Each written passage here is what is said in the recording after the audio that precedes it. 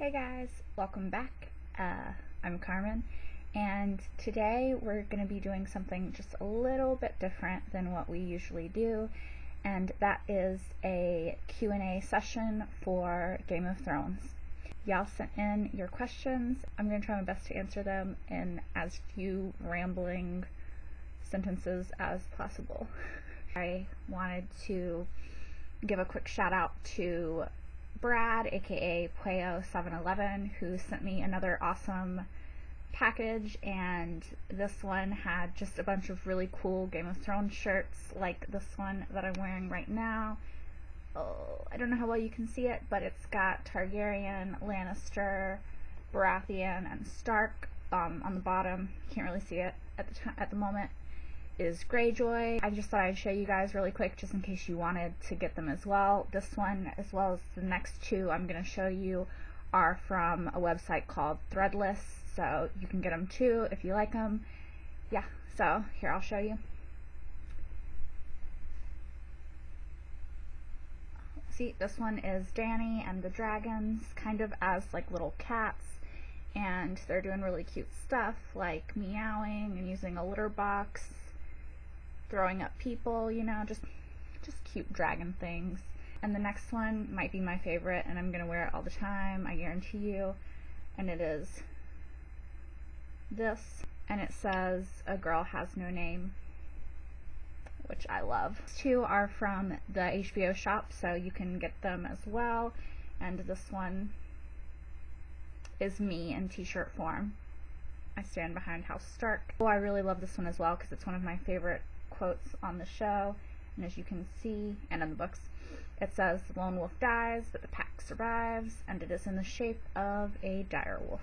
Really quick before that, I am using this tiny microphone, this is the microphone that I have at the moment, but I am going to order a new one soon that will hopefully be better and help with the sound.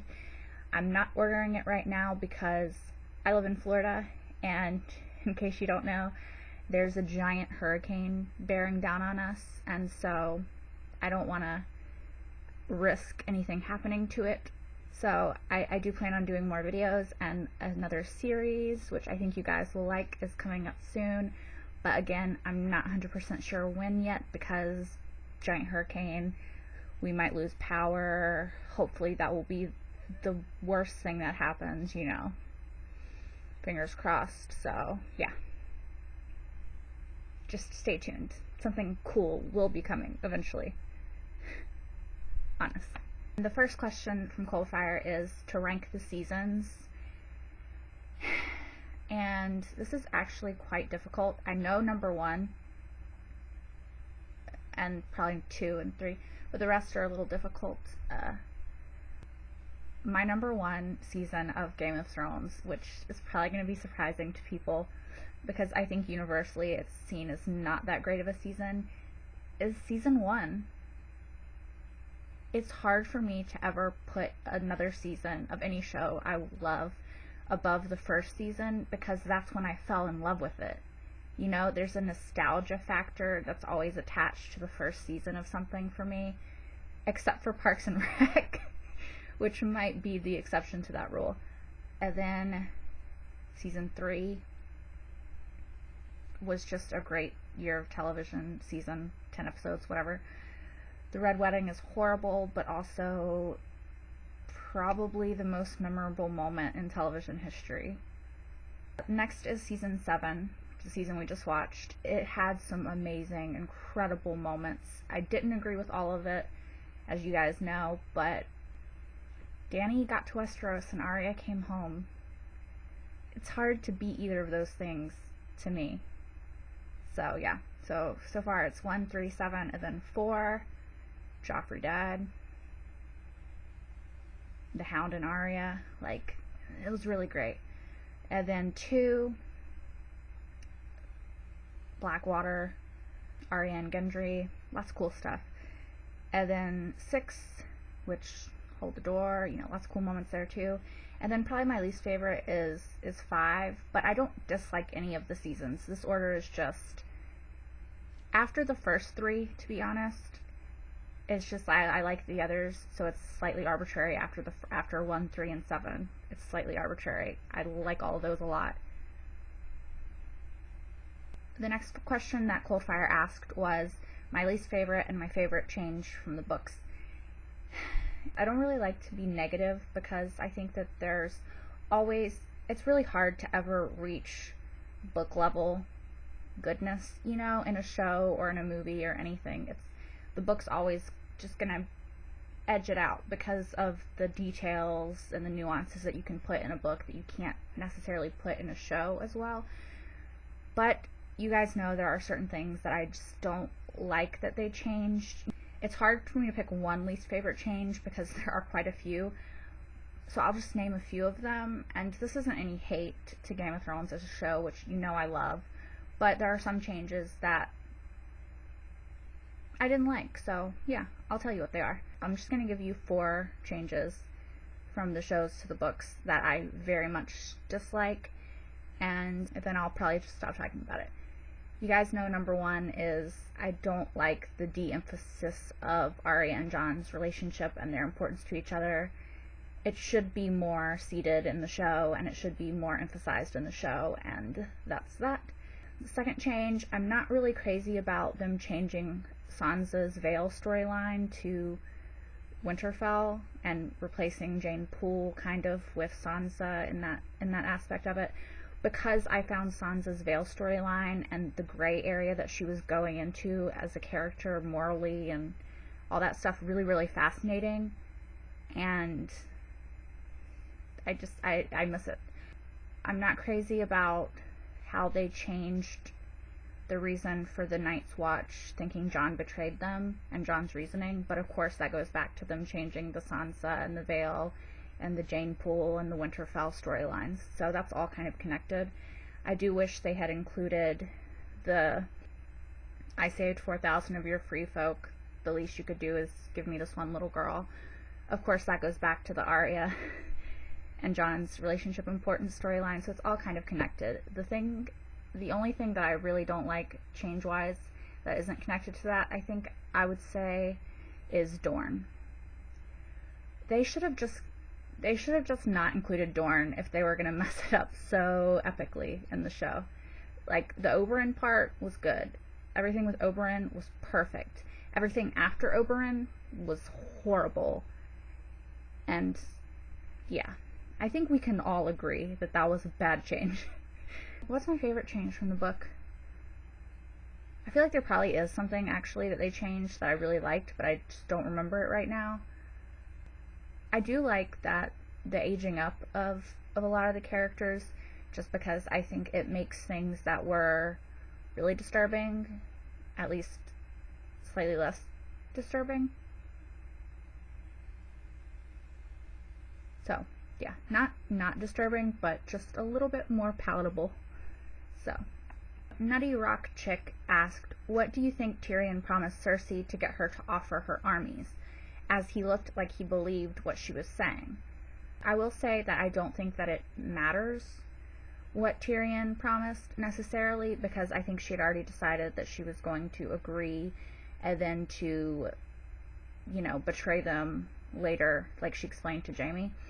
But I saw the theory going around about maybe she promised, or he promised her, that the baby that she's having, I don't know why I did that, like y'all don't know what a baby is, but the baby that she's having will be queen or whatever, king, after Dany, which I think is as good a theory as any, you know. Stormy33 said, what do you think Littlefinger was trying to say when he sputtered out the I at the end? Honestly, you guys, all I could really think about in that scene was Glenn and Maggie in The Walking Dead. Spoilers, sorry.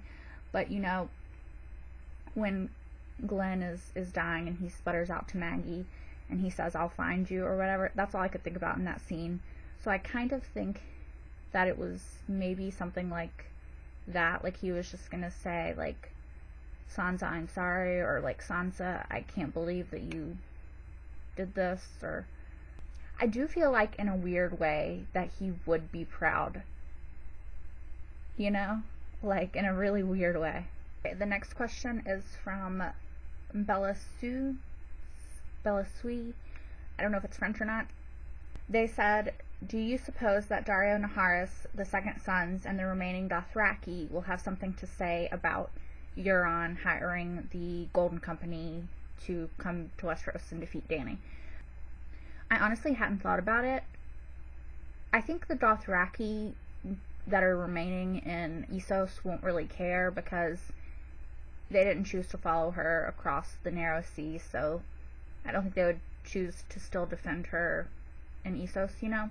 Daario Naharis and the Second Sons might. I don't know. I think that's a really cool theory, and I honestly hadn't thought about it.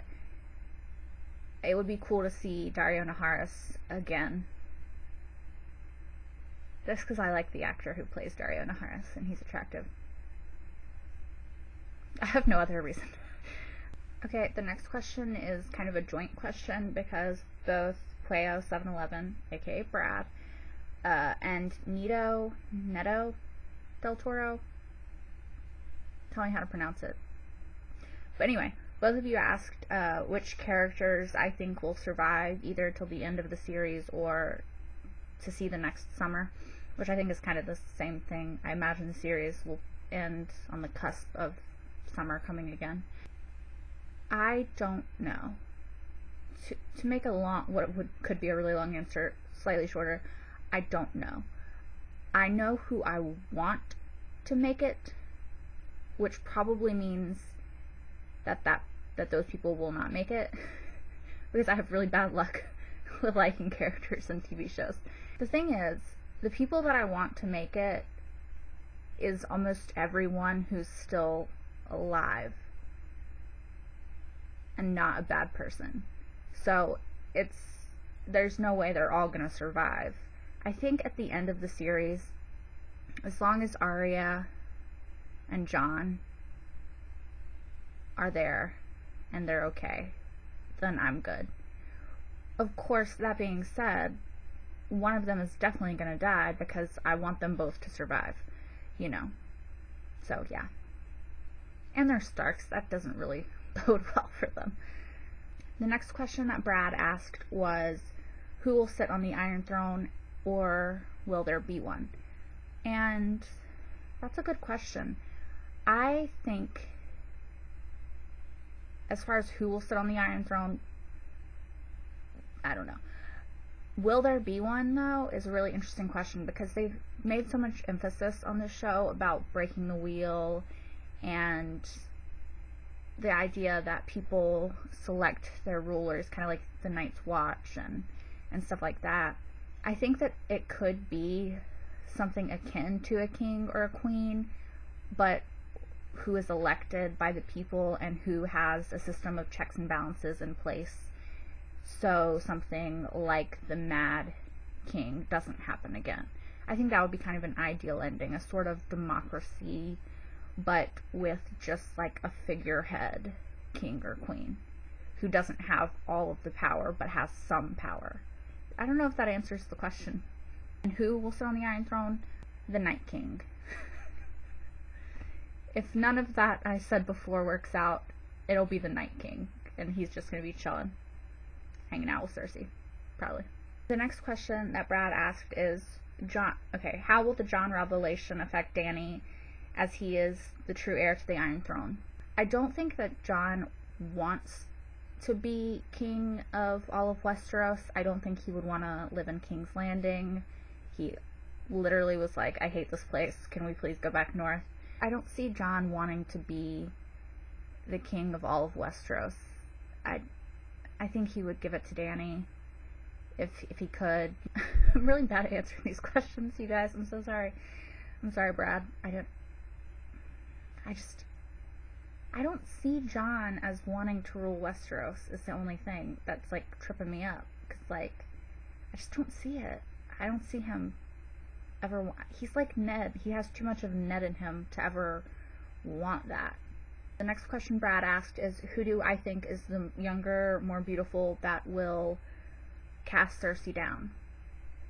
And I think it's really interesting the way that the prophecy is worded, if I'm remembering it right, and I might not be, so don't quote me on it, but I think that the prophecy was something, the queen, you will be, until one younger and more beautiful, like, arrives to cast you down or something.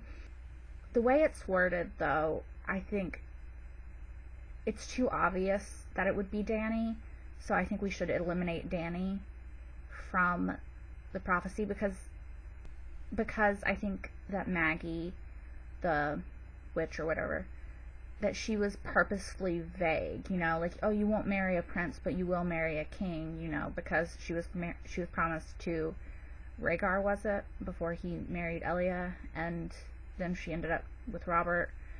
That gold will be their crowns, gold will be their shrouds, about Tommen and Myrcella and Joffrey, obviously. So I think that it could very easily be Jaime. He is technically younger than her. I don't know if he's more beautiful. They're twins, but he is pretty beautiful. So it does work. If it's not Jaime, I think it's going to be somebody that Cersei would never imagine, because I think that Cersei's own prejudice towards what she thinks is beautiful can cloud her judgment to someone who might be a different kind of beautiful, somebody like Brienne or Arya. The next thing Brad asked is, what do I think Arya's role will be in the wars to come? I still hold out hope for Arya and Nymeria as the head of this awesome badass wolf pack. She's got a Valyrian dagger now, which I don't think is a coincidence. It's definitely meant to foreshadow that she's going to be fighting against the dead in the war to come. Flash, that is literally pretty much here. Yeah, I think she'll be a warrior, and I can't wait to see it and read about it when we finally get to read about it. And the last question that Brad asked is, could the Hound and Sansa be a ship? They have a weird attraction in the books. I think that it's definitely possible, especially in the books, because there is a very, I think in the show too, the Hound clearly has a soft spot for Sansa, but I don't know, I guess it is kind of romantic in the show as well, because he calls her little bird, which is a bit creepy, because there's like a huge age difference. Of course it's creepy in the books too, but I don't know why it's slightly less so. But in the books, Sansa definitely shows an affection towards him as well. I'm gonna say yes, because I don't think that there's anything that I would really put past George R.R. Martin or D&D at this point, so yeah, why not? Sansan, that's their ship name, BT Dubs. Could sail. NATO. I'm just going to call you Del Toro for now, because I don't know how to say the first part of it. The second question was, will Arya use Littlefinger's face? If there's some advantage to be gained by using Littlefinger's face, then yes. I don't know what that advantage could be, so I lean towards no, but I think she has it probably stored just in case she ever needs to use it. And if the case arises where she does need to use it, then yeah, I think she will use it. The next question that Del Toro asks is, what will Cersei do when she realizes that she can't win? I think that she will do what she did in Season 2, Blackwater, except on a larger scale. There's still all those caches of wildfire throughout the city. I think she could literally destroy all of King's Landing and herself with it if she realizes that there's no way she can win or get out of it alive. Last question Del Toro asks is, who would you like to see join Jaime on his expedition north? And I would like to see Bronn. Bronn is always a good option, and I would like to see some of the Lannister men following him, choosing to go with him instead of staying. I don't know if that'll happen, though. He did seem to be by himself. He had decloaked himself of anything Lannister. He was totally incognito. I think if anyone is going to be with him, it's going to be Bronn, and he's going to catch up with him when he finds out that he's left. The last set of questions are from Havoc6280, and the first one is about Rhaegar, and he says, okay, Azor Ahai attempted to forge his sword 3 times. On the 3rd successful attempt, he stabbed his wife with it. Rhaegar was attempting to sire the prince who was promised. His 3rd successful attempt at having a child with Lyanna, and she died. So would that make Jon Lightbringer? And perhaps he kept naming his kids Aegon until he got it right. My only problem with the theory that in the books Rhaegar and Lyanna named Jon Aegon is that by the time that Jon is born, Rhaegar's already dead. And I do agree that Rhaegar was obsessed with the prophecy and trying to sire the prince who was promised. There's no reason that his name would have to be Aegon, though, because there's no name attached to the prophecy of the prince who was promised, you know? So, unless he just really wanted his name to be Aegon as, like, a nod to the first, you know, Aegon the first Targaryen who conquered Westeros, you know? It's random. And secondly, since Rhaegar is dead by the time Lyanna has Jon, there's no way that, unless she was as obsessed with the prophecy as Rhaegar, which we've been given no indication of, she wouldn't have to carry out his wishes. And I feel like Lyanna is so much of the North. They mention time and again how much Arya is like Lyanna. They mention time and again that Arya is Lyanna come again. Arya looks just like Lyanna. Jon looks just like Arya. It's a hint as to his parentage in the books. But Ned thinks of Arya in connection with Lyanna a lot. And even Bran, in one of his visions, he sees Lyanna and he thinks it's Arya before he realizes it's Lyanna. So I think that they're drawing a very specific connection there between Arya and Lyanna. Arya, who is so much of the North and still connected to her direwolf, even when she's in Braavos, you know, she still has wolf dreams and stuff, who can't give up Arya Stark, even when giving up Arya Stark would probably be what would be best for her. You know, I just think that there's such a connection between them, and there's so much of the North that it's really hard for me to reconcile Lyanna naming her child something that's so much of the South, you know? But I mean, I don't know. It's totally possible. I could be so off base, you know, and I guess we won't really know until George R. R. Martin finally frickin' tells us. But I lean towards Jon's name not being Aegon in the books. The second question by Havoc6280 is, I don't like the idea that Rhaegar cast Elia and his kids aside for Lyanna.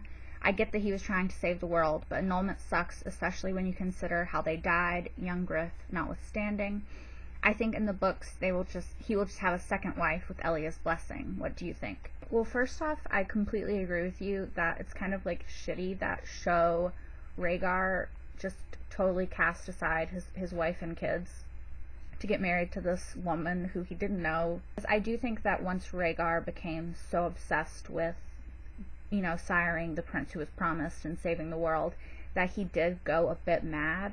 And so I'm not 100% sure that it's going to be a marriage out of pure love like it is in the show. I think it's going to be more complicated than that in the books. And I'm not 100% sure that there wasn't some kind of coercion or blackmail threats involved in Rhaegar and Lyanna getting together. Let's be real. Elia Martell deserved better. She deserved so much better. And I hope that her husband wasn't just some dick who left her and married someone else, and then she was murdered and raped, and her children, at least one of them, killed, and for a guy who didn't give a shit. You know what I mean?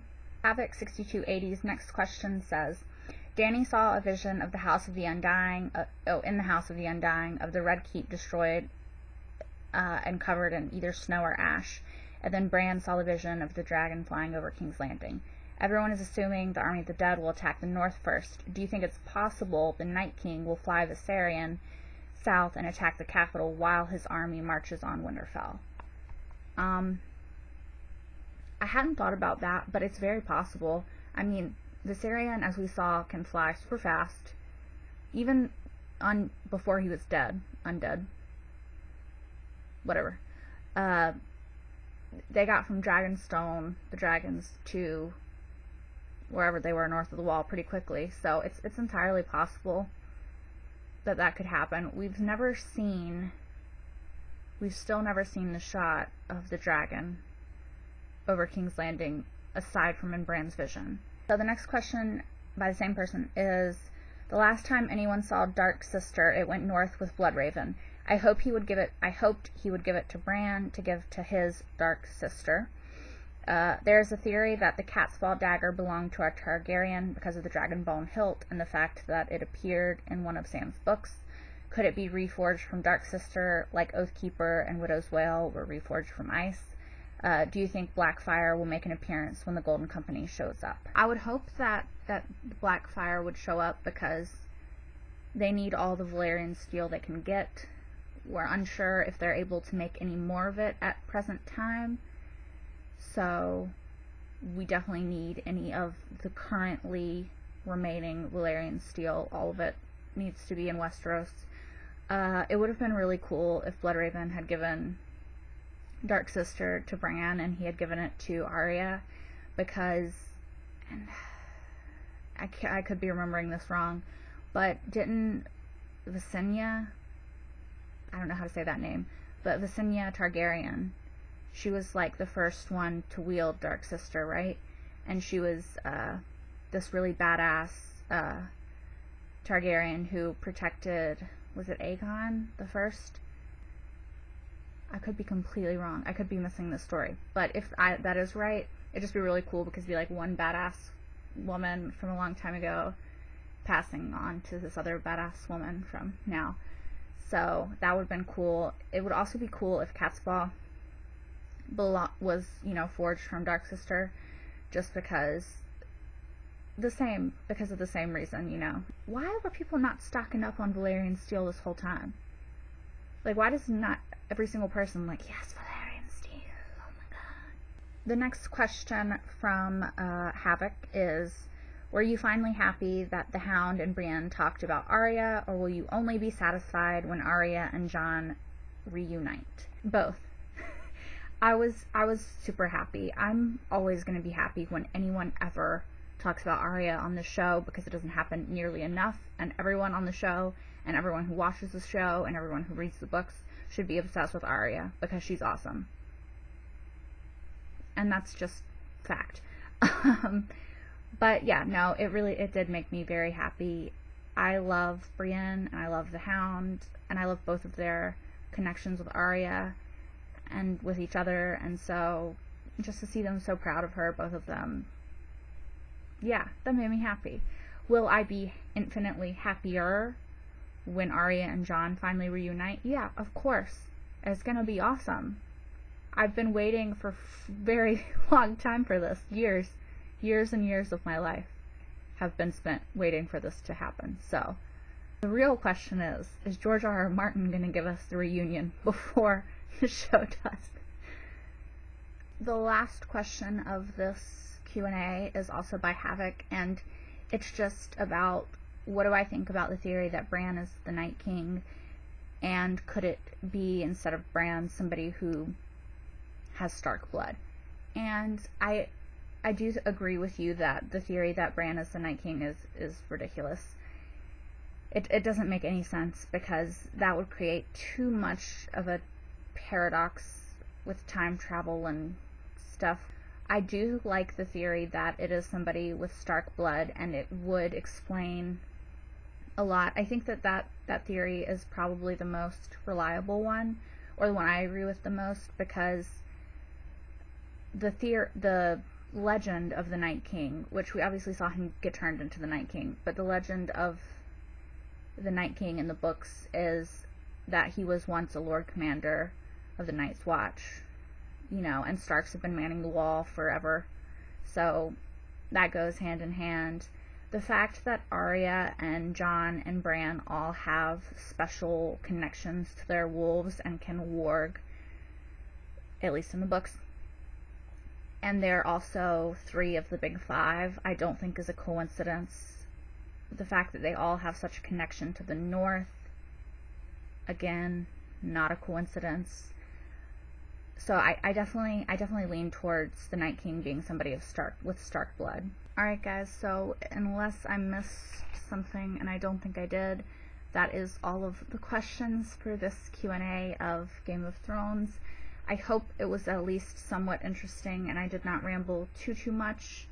There will be more Game of Thrones things coming. I'm considering doing the histories and lore, at least some of them, because there's a lot of them. Tell me if you guys would be interested in that. I'm going to do a few fan videos that were requested and some that I found that I just think are cool. If you have any really cool fan videos that you've seen, you can request them down below. I am going to try to get to them. Once again, hurricane coming. Not sure when I'll be able to get to it, but I will try to get to it as soon as is possible for me. So thanks everyone for submitting your questions. I hope you enjoyed this, and yeah, I will see you guys at some point. Hopefully not too long from now. Until next time though. Bye guys.